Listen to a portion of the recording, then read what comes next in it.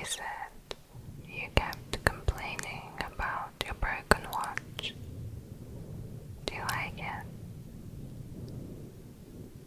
He would keep that watch with him for the next 20 years.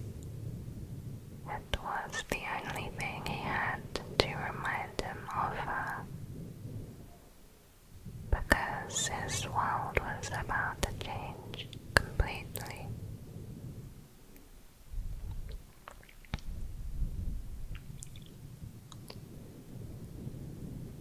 Sometime in the night, the house phone rings, and Sarah answers. It's her Uncle Tommy.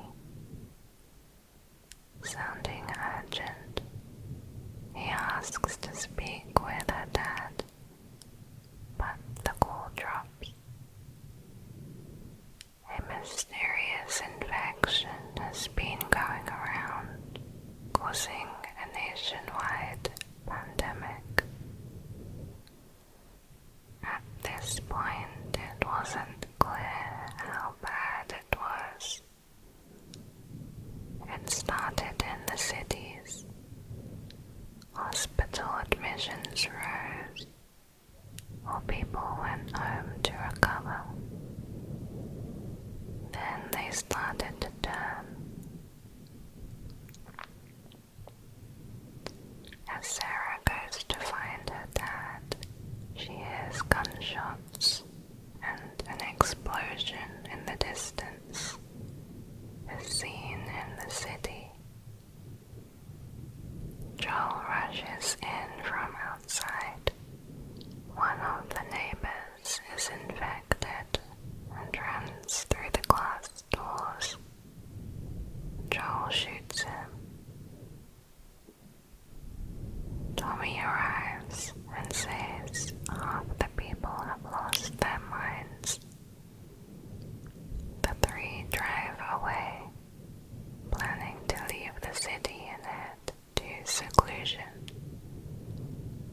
But of course, everyone else had the same idea, and the highways were packed. None of the cars were moving. In an attempt to find another route, and among the panic, they crash. Left to travel on foot, Tommy says, "We're gonna need to run." Sarah's leg is injured, so Joel carries her. People are screaming and running. Cars are crashing and burning. As they escape the chaos of the town into the woods, they come face to face with a soldier. He radios his superior, asking what he should do. Joel tries to talk to him, but the soldier raises his gun. As Joel turns to run, Sarah is shot. Tommy arrives in time to save Joel, but it's too late for Sarah. Completely heartbroken, Joel embraces her as she dies in one of the most heartbreaking scenes of the series. But there's more where that came from. 20 years later, in 2033, Joel is currently in Boston, Massachusetts. Around 60% of the world's population has died or succumbed to this infection of the mind and body.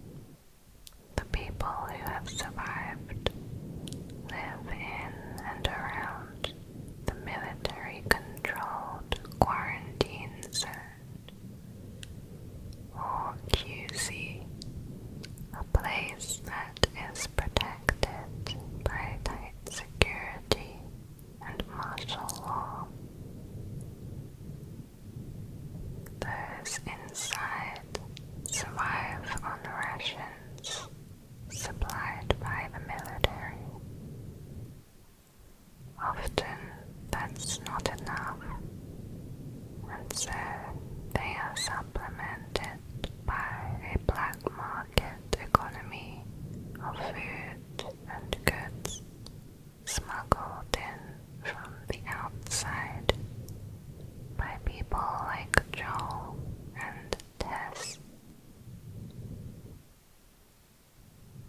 Joel and Tess are partners in life and business. They are smugglers. Joel has the muscle, while Tess has the brains. Joel awakens from a nightmare to the sound of knocking on his door. Tess had gone to meet a client and was attacked by two guys on her way back. She handled herself as she always does. She says they were nobodies, but that Robert had sent them.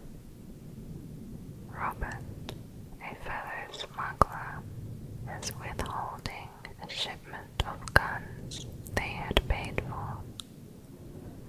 Joel and Tess have been chasing him for weeks. Now it seems Robert is trying to get to them first. Tess has a lead on Robert's location, so they head to the old warehouse in Area 5, where he is rumored to be. They catch and interrogate him. Robert admits he sold the guns to the Fireflies to pay off a debt he owed. He tries to bargain with the pair and offers to help them get it back. Tess says that's a stupid idea and shoots him. The Fireflies are a resistance group, rebelling against the current order. The Fireflies want society to grow and flourish instead of just existing, to end the military oppression and re-establish a government that could find a cure and control the infection. But, like the military, they look to take power by force.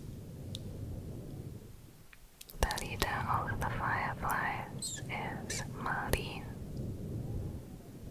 She appears and says, "I paid for those guns. You want them back, you're gonna have to earn them." Things have not been going to plan for the Fireflies in this area. With their numbers dwindling, Marlene needs something to be smuggled out of the city. She is injured, but recognizes Joel and Tess to have the skills she needs for this job.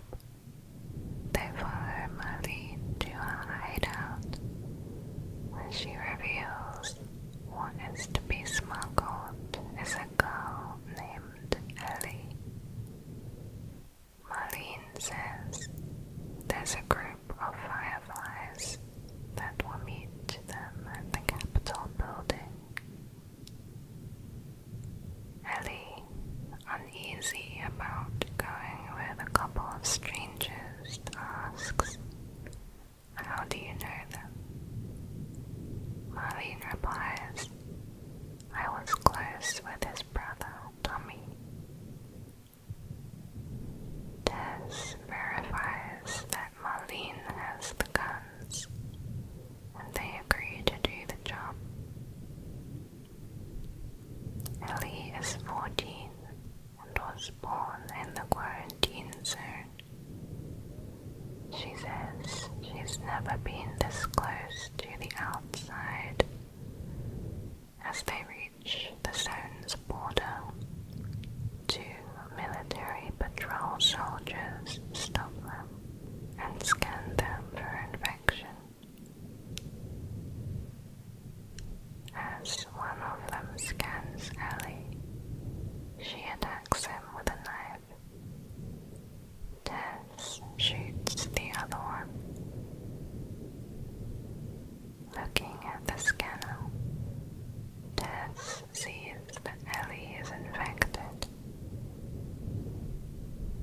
says, Marlene set us up.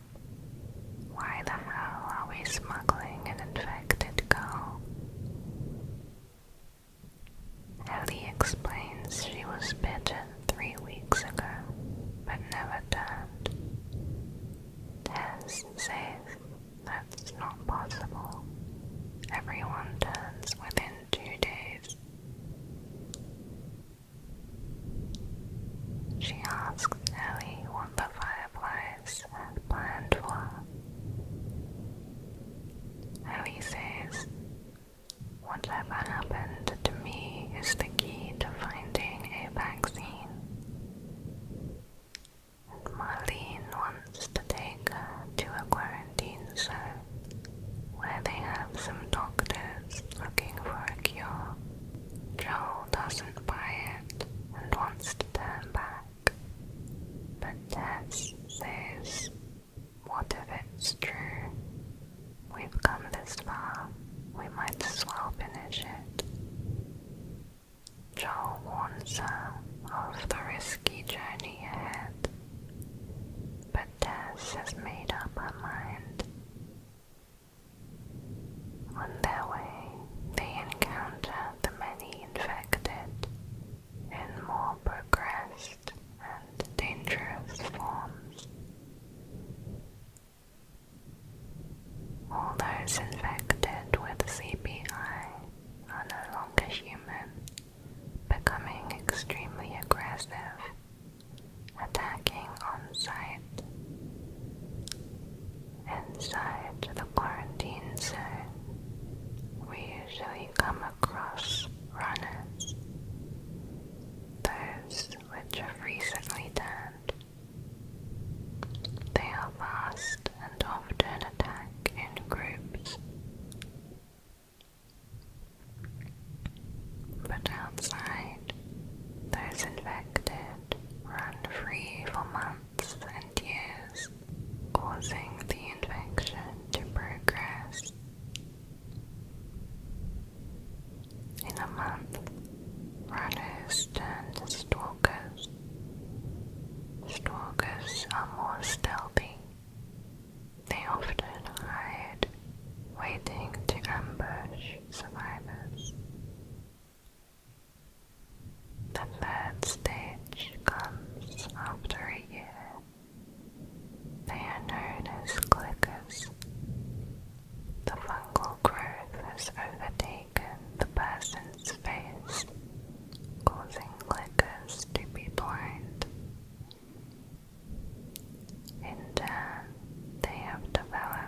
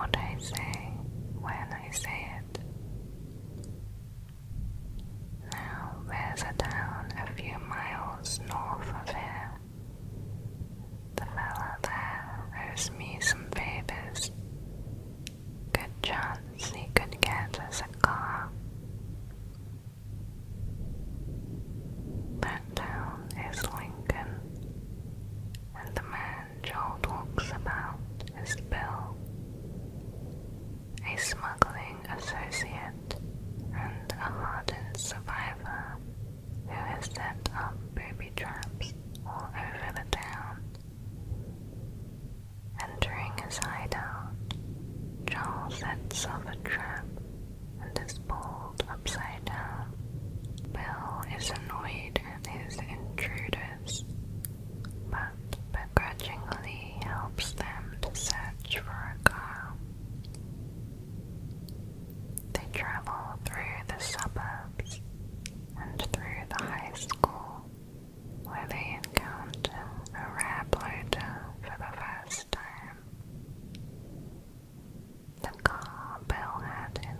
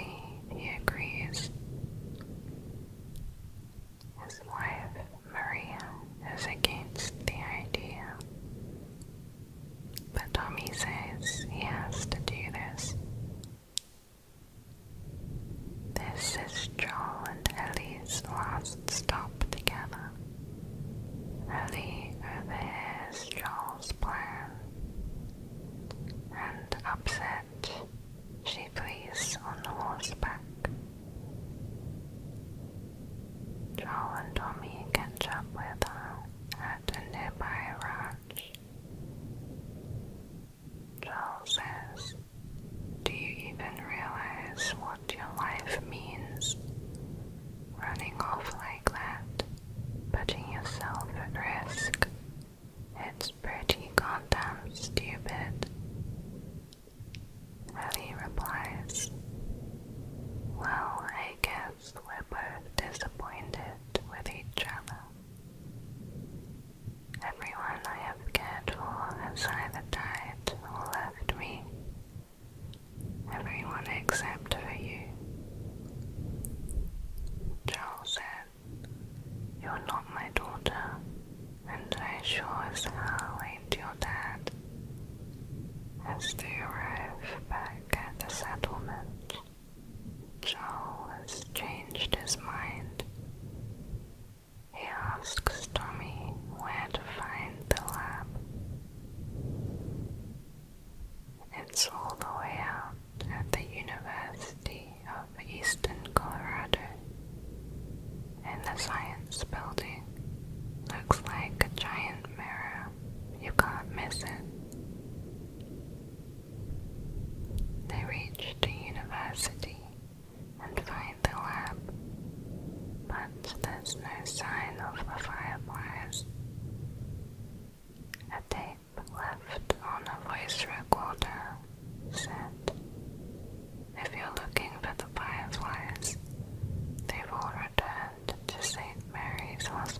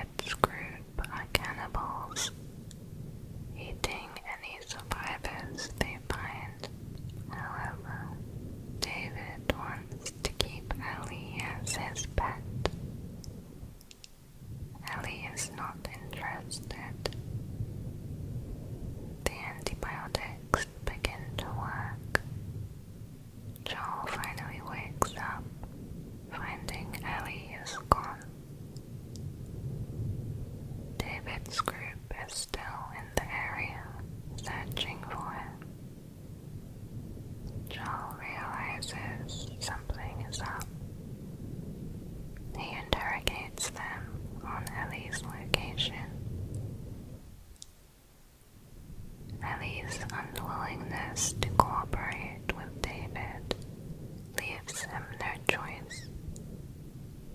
He is about to butcher Ellie when she yells, "I'm infected." Now so are you. She escapes into the snowstorm, but David tracks her. A fire breaks out in the building, and David locks them both inside. Ellie and David fight. She manages to defeat him. Joel finds her and calms her down. It's now springtime. Joel and Ellie arrive in Salt Lake City. They have been through a lot, and as their journey is coming to an end, Ellie is unusually quiet, perhaps due to the uncertainty of what lies ahead. Before reaching the hospital, they find a pack of giraffes and share a precious moment together. Joel tells her, "We don't have to do this. You know that, right?" They could just go back to Tommy's. Ellie replies, "After all we've been through, it can't be for nothing. Once we're done here, we can go wherever you want." Joel says, "Well, I ain't leaving without you, so let's go wrap this up." Traveling through a tunnel towards the hospital, Joel slips and falls. They both end up in the water below. Joel drags an unconscious Ellie to the surface, while he tries to resuscitate her. Soldiers appear, ordering him to put his hands in the air. Joel ignores them, and they knock him out. He awakes in a bed. Besides him sits Marlene, who tells him Ellie is okay. Marlene had almost lost hope of ever seeing Ellie again. Now the dream of a cure is back on track. Joel asks to see Ellie, but Marlene says, "You can't. She's being prepped for surgery. The doctors tell me the cordyceps, the growth inside her, has somehow mutated. That's why she's immune. Once they remove it, they'll be able to reverse engineer a vaccine." Joel says, "But it grows all over the brain." Marlene replies, "It does. There is no other choice here." Once the surgery begins, Ellie will not wake up again. Marlene orders the soldier to escort Joel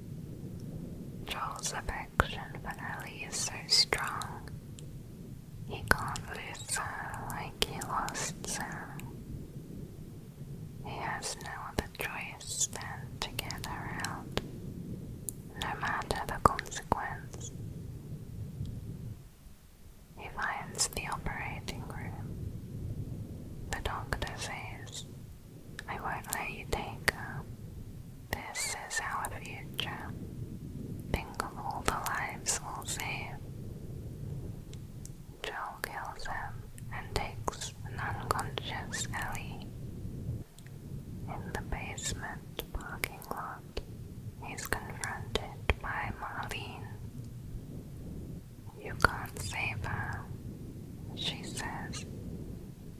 Even if you get her out of it, then what? How long before she's killed by a pack of clickers? That ain't for you to decide, Joel says. It's what she'd want, and you know it. You can still do the right thing here, Marlene says. But Joel can't do it. He shoots Marlene. She begs, "Wait, let me go, please." But he replies, "You would just come up to her," before shooting her again. Back on the highway, Ellie later wakes in the back seat in a hospital gown, confused. Joel tells her, "Turns out there's a whole lot more like you. Dozens. Ain't done a damn bit of good neither. They've stopped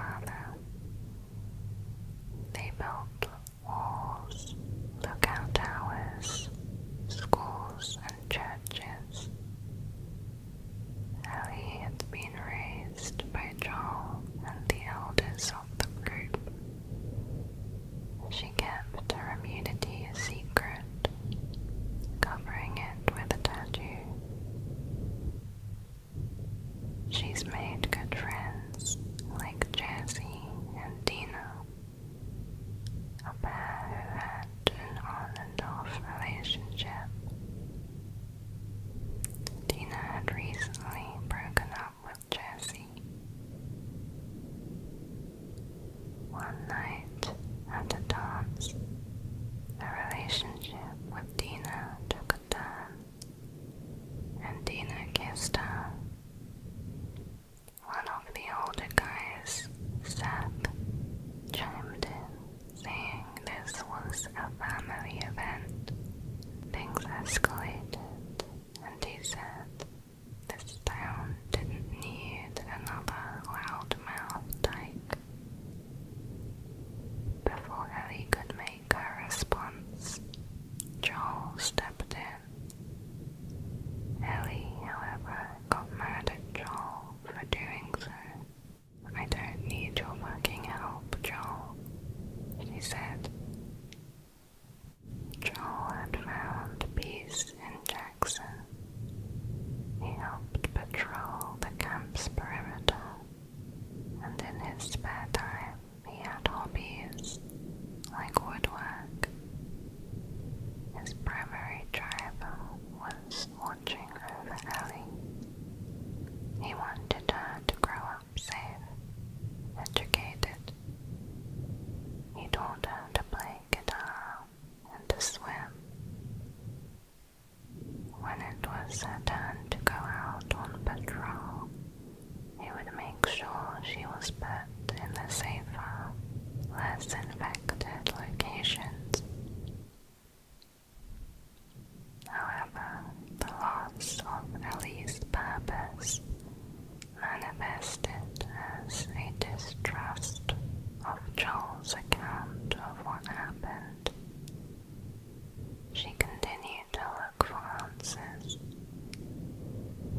She said, "I had so many questions for them. Why did you pull me out of there while I was still unconscious?" A year earlier, Ellie went back to St. Mary's Hospital to search for answers. She found tapes. A voice said, "Even if we found her, or by some miracle found someone else that's immune, it would make no difference, because the only person who could develop a vaccine is dead." Ellie confronted Joel. "If you lie to me one more time, I'm gone. You will never see me again." He is forced to admit the truth. Ellie finally hears what she had always suspected. "Oh my God. I'll go back, but we're done," she said. It was a tragic paradox. Ellie's guilt of surviving would end their relationship. The one thing Joel cherished and had fought to protect.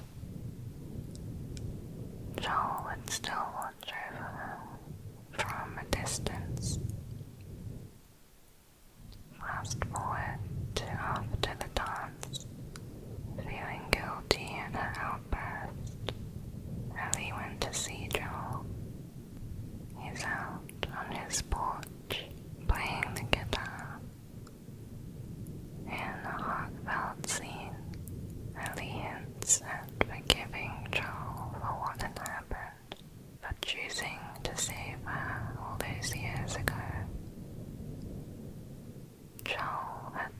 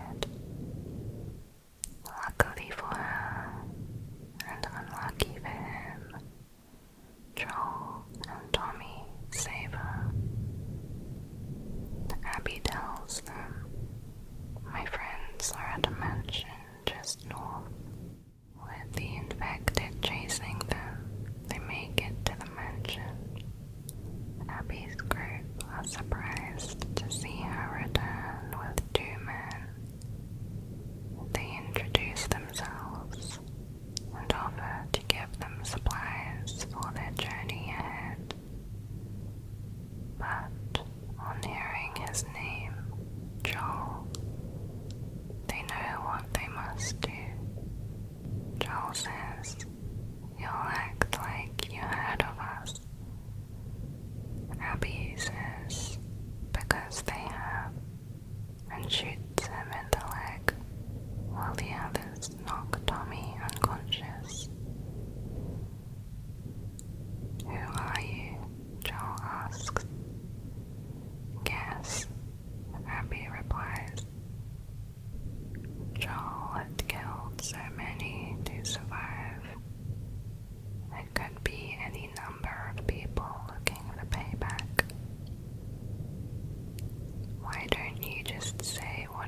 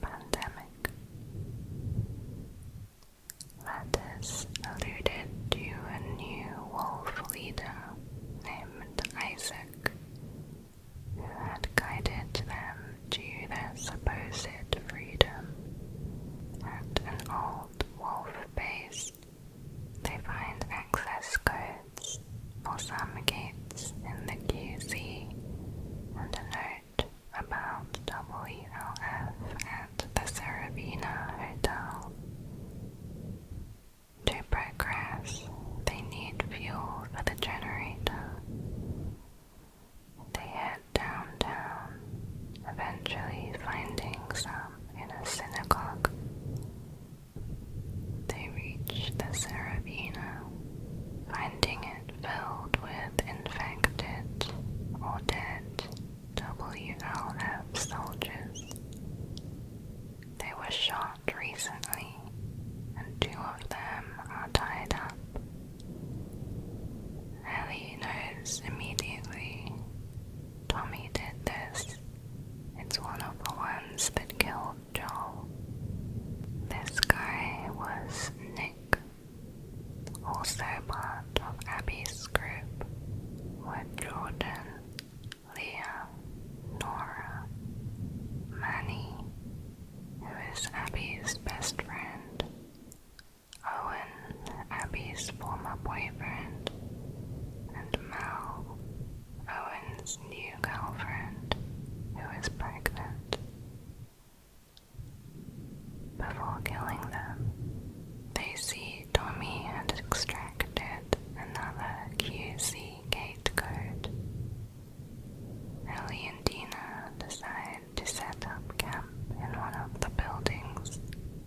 But before they can, a group of wolves ambush them with an explosion. Ellie's horse, Shimmer, is killed. Dina rolls away to safety, but Ellie is knocked out. She awakens tied up. Her captor is Jordan, one of Abby's group, whose face Ellie had slashed, the scar prominent on his face. Jordan interrogates her. Ellie says, "You can't stop this." Dina comes to the rescue, and Jordan is killed by Ellie. In his pockets, they find a photo and a note from Leah, another of Abby's group.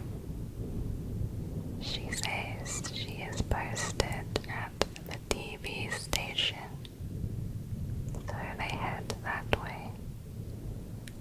They overhear conversations about scars, which seem to be another rival group in the area that the WLF had problems with. Wolf soldiers also had orders to fall back to base for some reason. Ellie and Dina find Tommy's horse dead. He must have kept going on foot. At the TV station, the wolf crew there are freshly dead. They've been strung up from the ceiling, shot with arrows and disemboweled. Symbols are seen written in blood, later confirmed to be the work of the scars. They find Leah's body. In her bag are photos of her and her friends. Out of the 8, 3 are dead. The WLF arrive to investigate the attack, so Ellie and Dina use the metro tunnels to escape.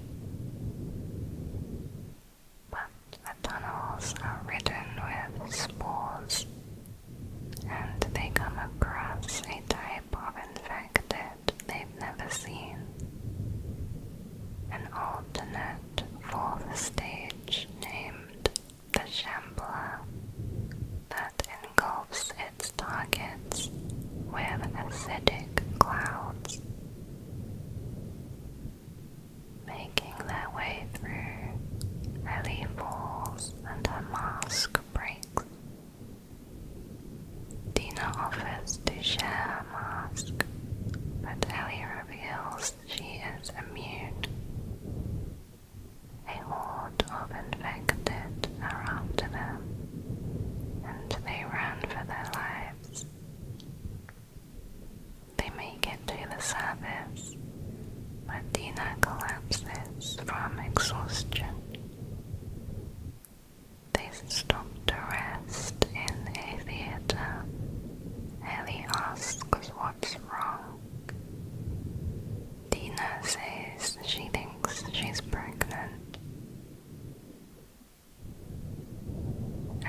is frustrated.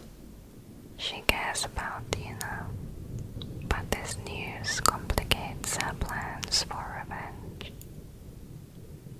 Dina has nausea and cannot continue to accompany Ellie. She will stay in the theater, using it as their base. While Ellie sleeps, Dina fixes a wireless radio and tunes in to the wolf communications. She has figured out some of their lingo, that the numbers they use are locations. She also found out that Owen, Abby's ex, has gone AWOL. A report comes in of a lone male trespasser at Site 14. The pair believe it to be Tommy. Dina guesses Site 14 to be an area called Hillcrest. Ellie heads out alone to his presumed location, and Dina gives her a bracelet for good luck.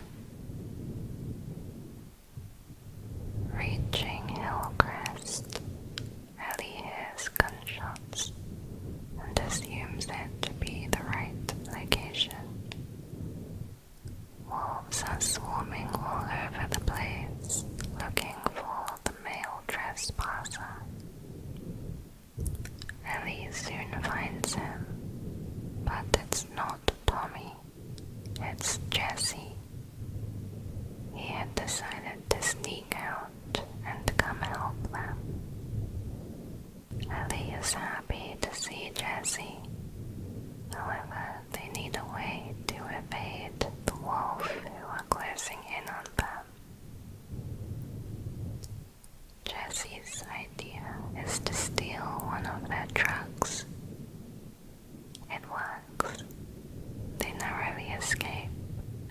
The WLF and a horde of infected before returning to the theater.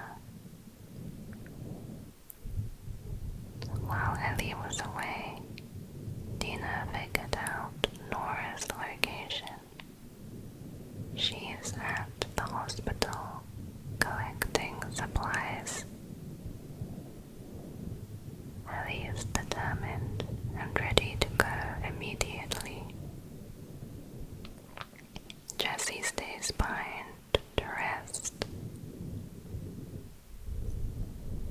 On her way, Ellie meets the Scars, named due to the scars on their cheeks. They shoot her in the shoulder with an arrow. She learns they call themselves the Seraphites, a cult worshipping their founder, the Prophet, a woman often seen in their graffitis. They free their enemies of sin by disemboweling them. To get to the hospital, Ellie must go through them. She makes it to the hospital and learns that Nora is on the upper floors. While crawling through the vents, she hears Nora talking to some others. Abby is missing, and the others seem to think Nora knows where she went. Ellie gets Nora alone and confronts her. Nora says, "We could have killed you." Ellie replies, "Maybe you should have, or maybe you should have stayed the hell out of Jackson." Nora angers Ellie, saying Joel got what he deserved, and she runs, yelling for help. Ellie chases her through the hospital while also being chased by more wolves. Catching up to her, Ellie drags Nora down to the spore-ridden lower floors. Nora is found coughing, becoming infected by breathing the spores. Seeing Ellie is fine, she realizes who Ellie is. She and her friends were former Fireflies who joined the WLF after the Fireflies disbanded due to the incident with Joel at the hospital. Nora's fate is sealed. She says, "Think about what he did.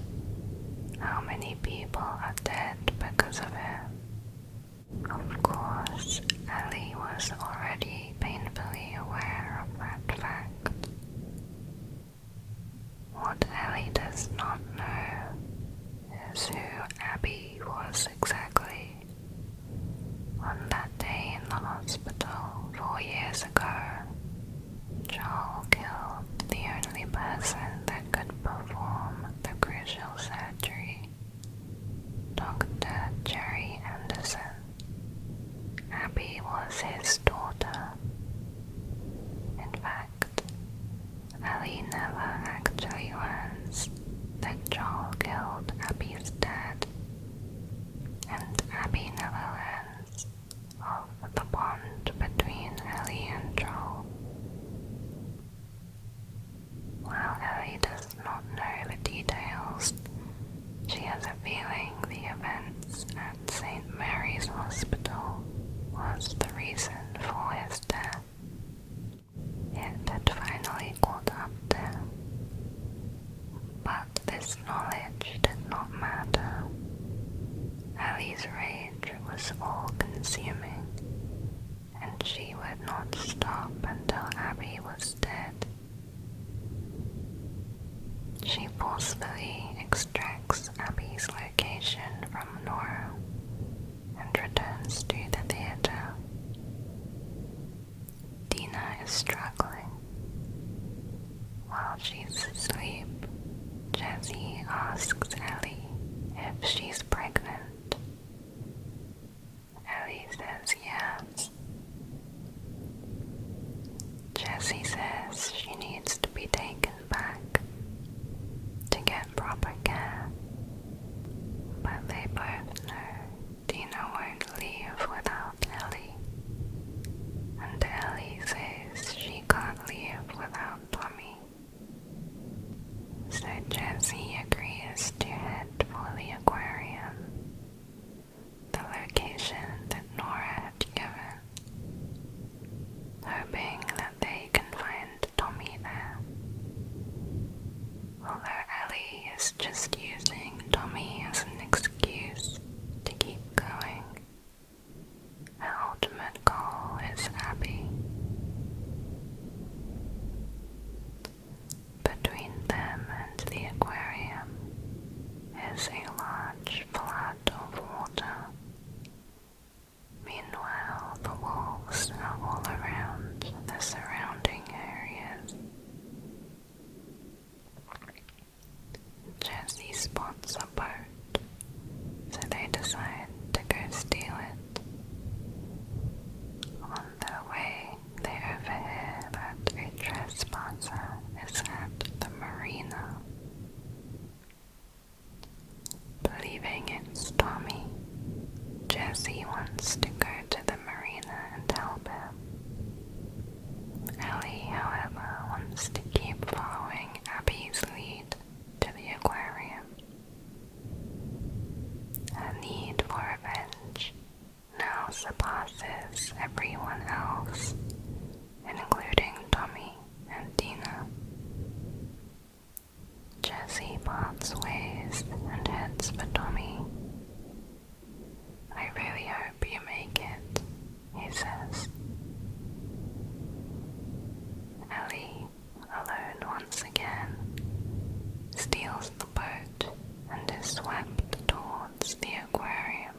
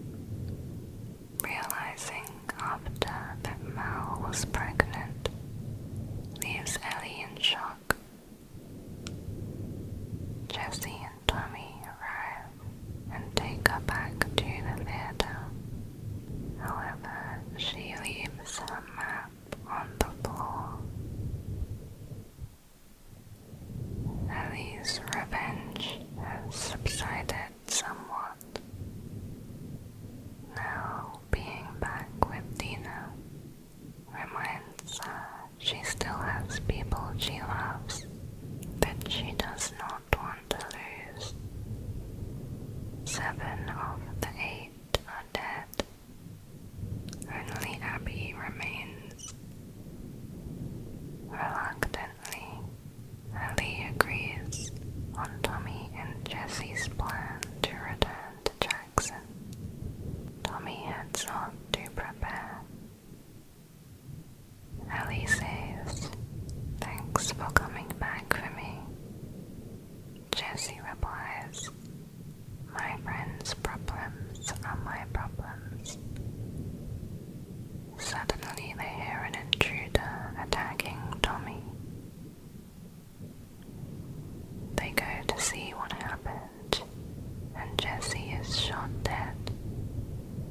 It's Abby.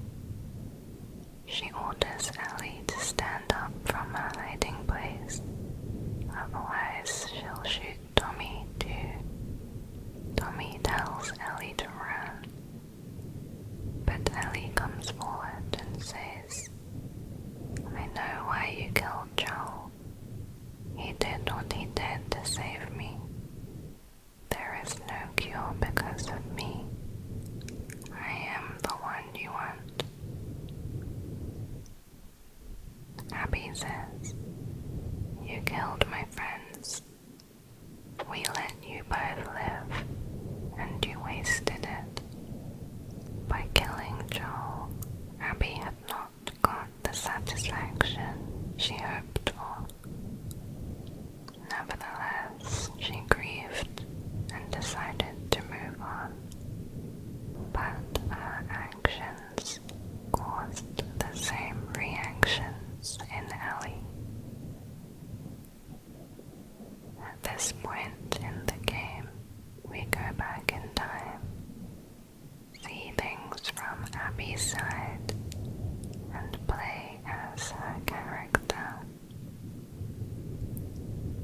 After killing Joel, Abby and her friends returned to Seattle Stadium, the WLF headquarters, which is also where the remaining Seattle citizens had been evacuated to. There they are well protected. The soldiers have a gym to train. The children have a school to learn and play. They even grow their own crops and livestock. The conflict against the Scars has escalated, and Isaac has ordered all soldiers and medics to fall back and return to base. With little information, some think it's a sign they're losing against the Scars. Manny, Mel, and Abby head out to the forward operating base. Mel and Abby are childhood friends, but they haven't spoken in weeks since Joel's death. Mel is a medic, Abby's father's best student, and she was shocked to see Abby's brutality. Also, Mel is pregnant with Owen's child. Owen is Abby's ex. Manny hopes this journey will help fix their friendship. As they talk, the Seraph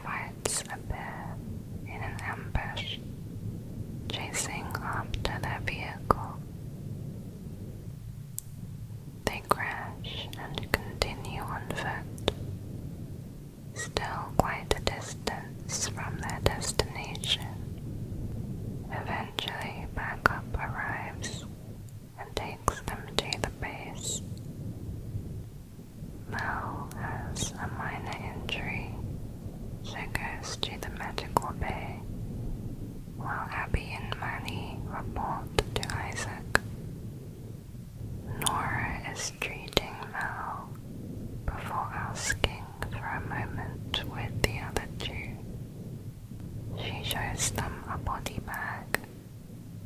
Inside is Danny. Danny was sent out with Owen, responding to scars. No one really liked him, and he wasn't part of Abby's group in Jackson.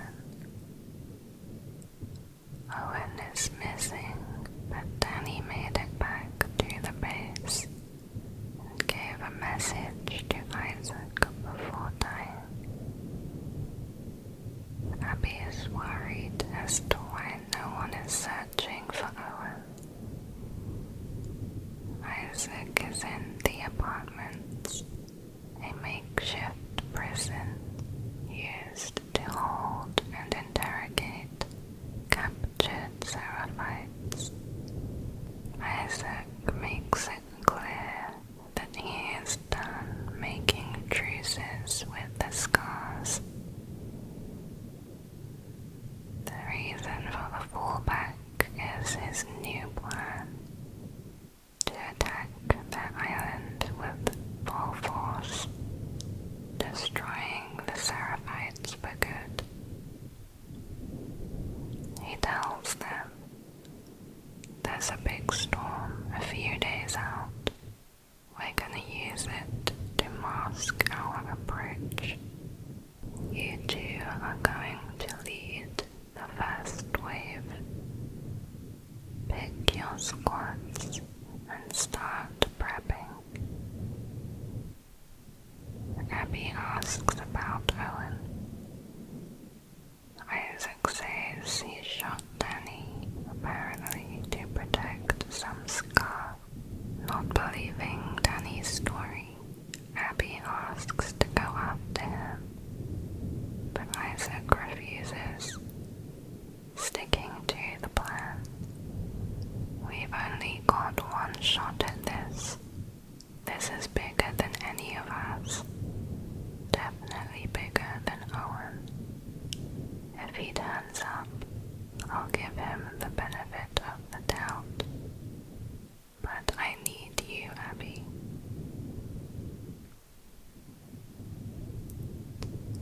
Later, against Isaac's orders, Abby tells Manny she's planning to go find Owen. She believes she knows where he'll be. Back when they were together, Owen found the aquarium, a place that had become their refuge, their little hangout spot. Since joining the Wolves, it seems Owen had struggled to find the purpose that he felt when he was a Firefly. Several months before the events at Jackson, he talks about the rumor that the Fireflies are reforming in California.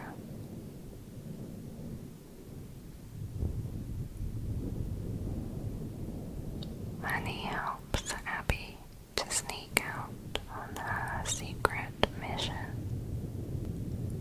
On her way to the aquarium, she must pass through Martyr's Gate, a place where Seraphites worship their leader, who had supposedly died at the hands of wolves. Abby is attacked and overpowered by some Seraphites. They drag her to Martyr's Gate,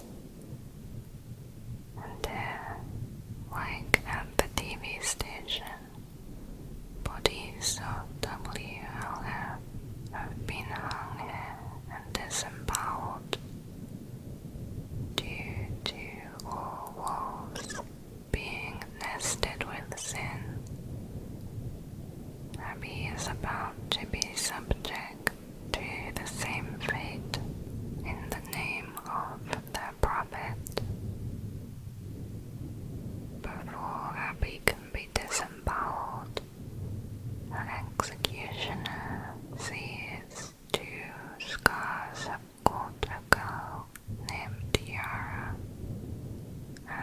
apostate who had run away from their group. They are ordered to clip her wings. The two men hold her down and begin to break her arm with a hammer. Before they can do the other arm, she is saved by her younger brother, Lev, who shoots them with arrows.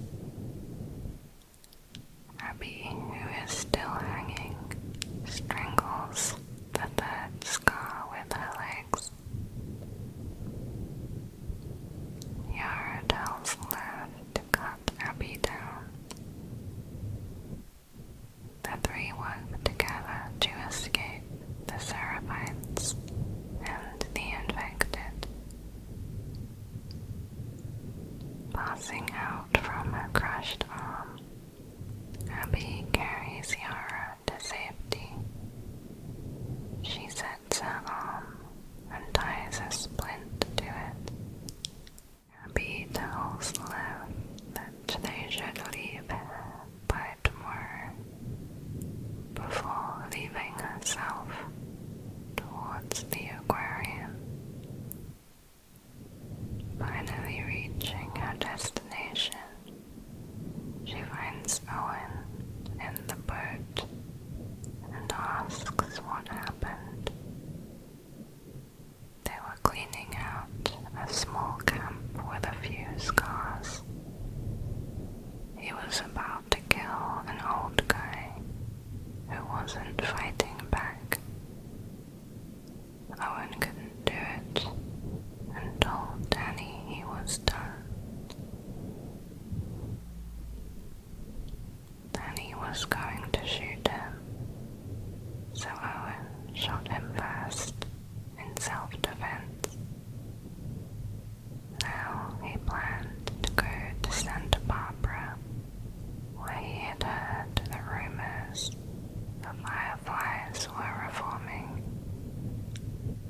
Abby shuts it down, saying it's a stupid idea and he should grow up. They argue, and then they make out. In the morning, Abby is still worrying about the two kids, Yara and Lev. She decides to go back for them. Yara is in bad condition. Abby tells Lev they can help her at the aquarium. Mel has returned. A close call for Owen and Abby.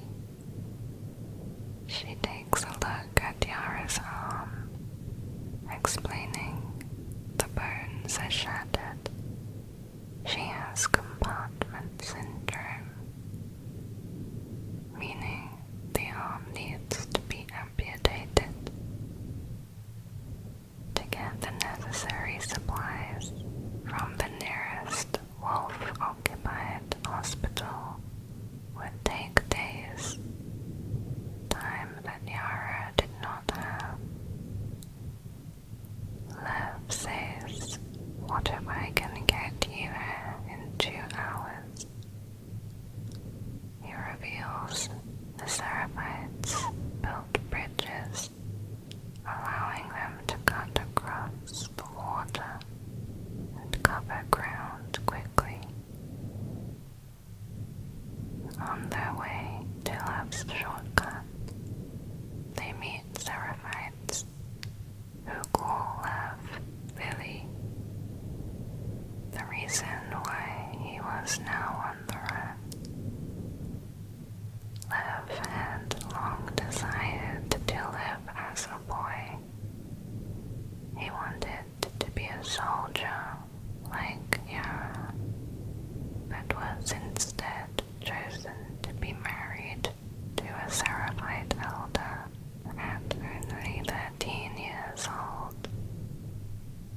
So, in defiance, he shaved his head, identifying as male against the strict rules.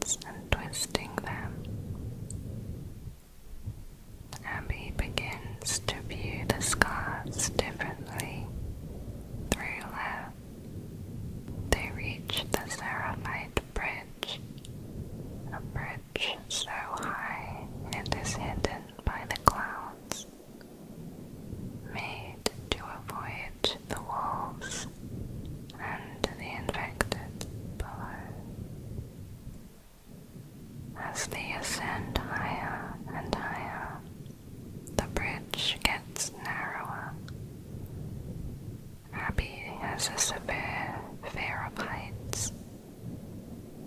She slips and they both fall, luckily landing in a pool of an apartment building. They fight off the infected and reach the hospital. Abby tells Lab to wait for her while she goes in to get the supplies. Those at the hospital are unaware of Abby sneaking out the base and disobeying Isaac's orders, but soon she is found out and apprehended.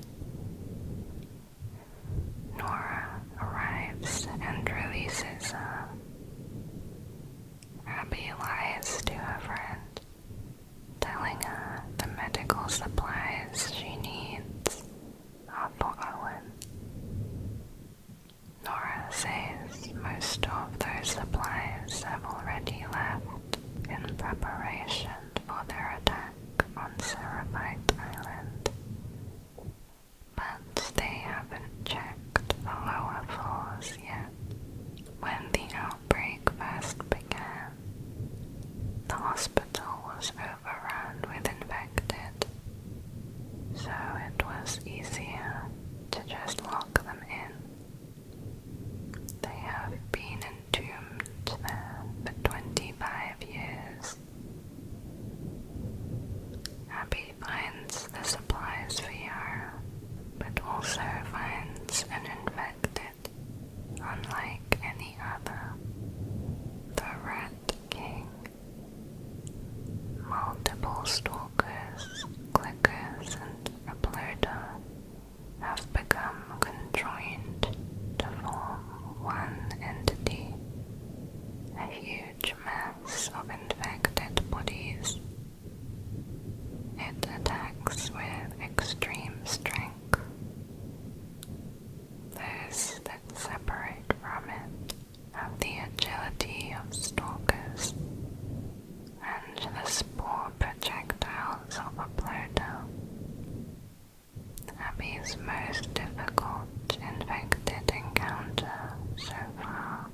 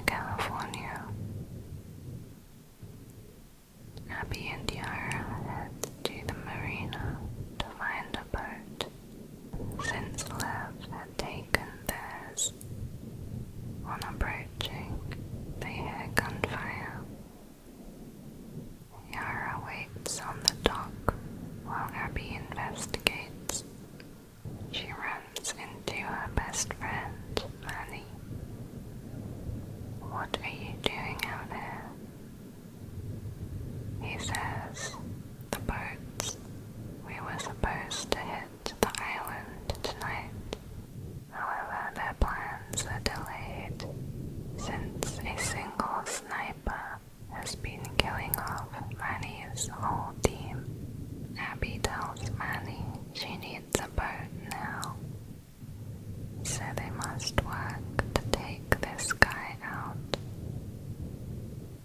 Manny warns that he is a pro. They don't know yet, of course, that it's Tommy. Abby learns about the unknown trespassers that have been bothering the WLF recently. The last few days, they came out of nowhere. They're hitting us hard. Why? I don't know. They pursue Tommy, but he kills Manny, leaving just Abby left. They fight. It looks like Tommy might win, but Yara appears and helps attack him, allowing Abby to push him into the water below. Abby recognizes him as Joel's companion from Jackson. Her mind is racing now, but she doesn't have time to think about it. They need to get low, so on the boat they cross the storm to the Seraphites Island. Finding the wolf invasion has already begun. Isaac had previously sent scouts to gather information about the island. They did not return. Nevertheless, he decides to go ahead with his plan, relying on the oncoming storm. There were far more Seraphites there than they had imagined, and they were very organized.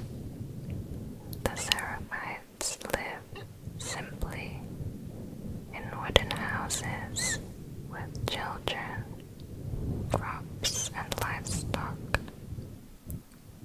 Abby sees how similar this community is to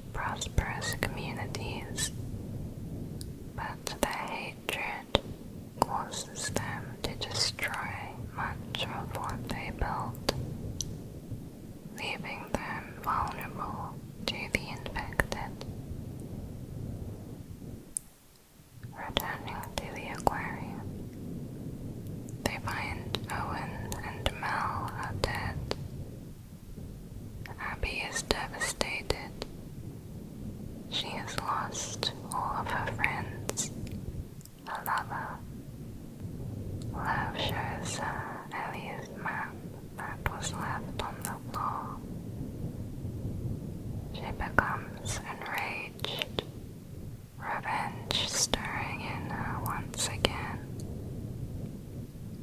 They find the theater and sneak inside. Here we reach the moment that we left from Ellie's perspective. Abby says, "You killed my friends. We let you both live and you wasted it."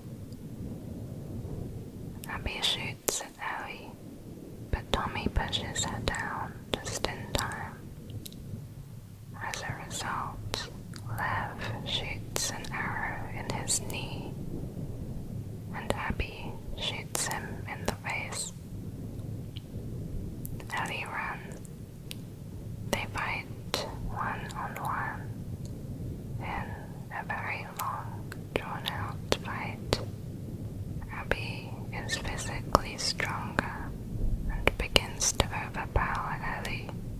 Dina appears with a knife, but Lev shoots her in the shoulder.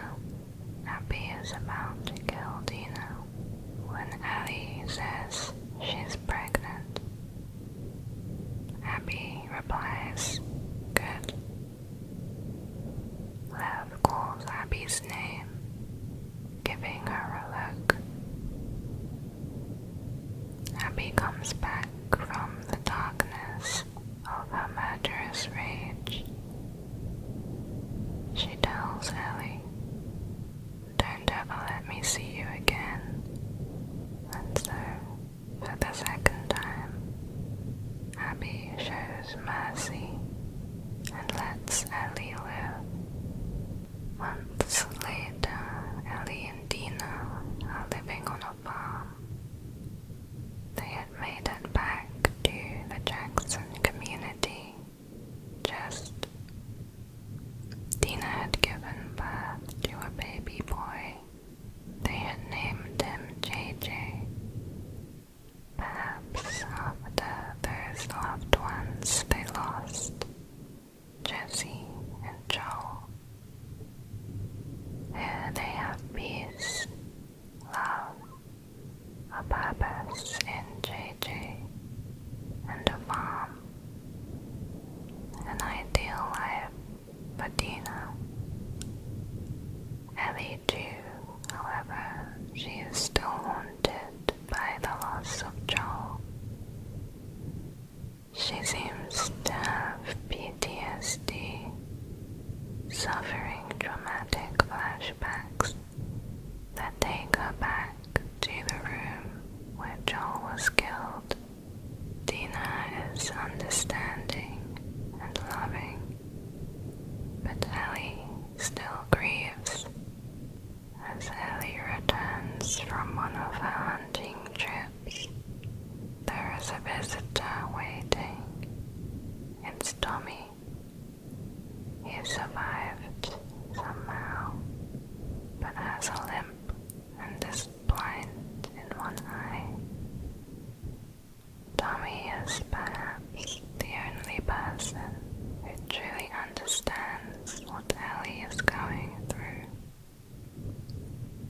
It seems Maria could no longer stand his behavior, and they are separated. She was like his rock, keeping him steady, but now Tommy was alone with his grief, his rage and trauma, now all directed towards Abby. After much searching, he finally has a lead on her in California. No longer in a state to fight himself, he brings the information to Ellie, who, upon returning to Jackson, had swore she would make Abby pay. To Tommy's disappointment, he is turned down.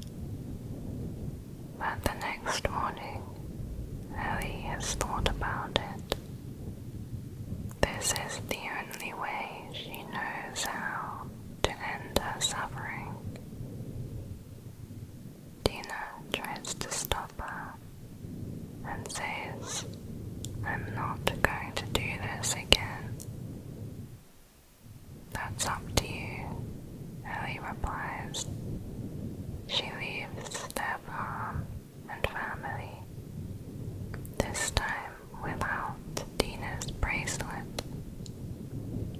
Dina is done.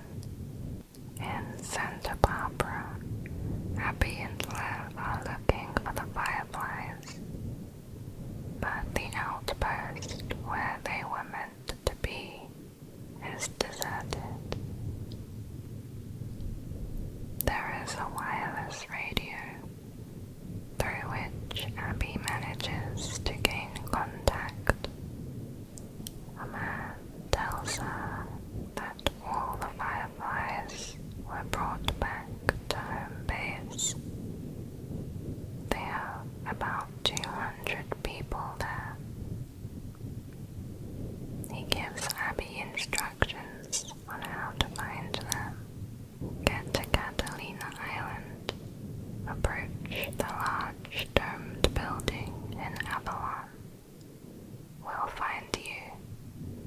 The pair are happy to finally have made contact with the Fireflies. Although the Fireflies are not the only faction here, the Rattlers are a group that captures and enslaves survivors. As Abby and Lev leave the abandoned outpost, a group of Rattlers ambush and capture them. Abby and Lev's boat that was left on the coast is found by Ellie. On board, there are clues as to Abby's whereabouts. She finds the abandoned outpost address and heads there. On her way, she falls into a trap set by the Rattlers and is injured. She manages to subdue her captors and extract information on Abby.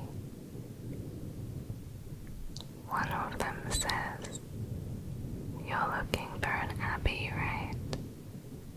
We picked one up a couple months ago. She's in a holding cell in our camp." Ellie gets the directions and sneaks through the Rattlers into the building, the place they use as a holding pen. She kills the guard, and the prisoners are freed. Ellie, not seeing her target, asks them where Abby is. One of them tells her she's down the pillars. Head to the beach, you won't miss it. She's probably already dead. The beach is filled with people hung up on pillars and left there to die. Abby had tried to escape. As her punishment, she was put up on a pillar. Ellie finds Abby alive, she's beaten, battered, and emaciated.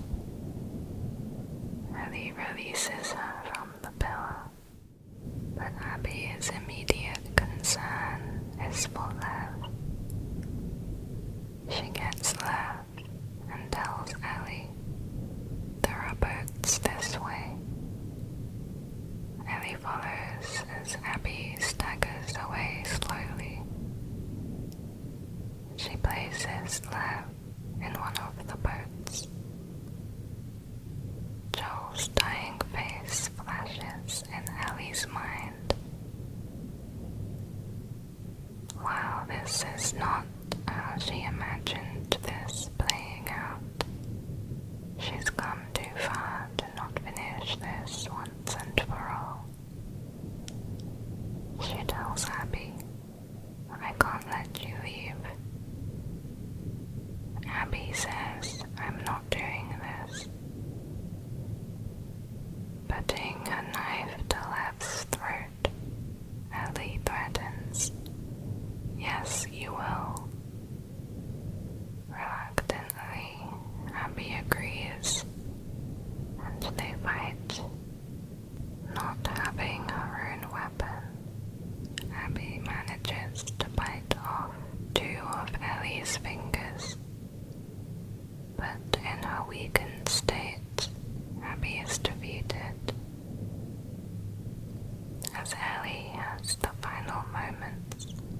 Abby's life in her hands.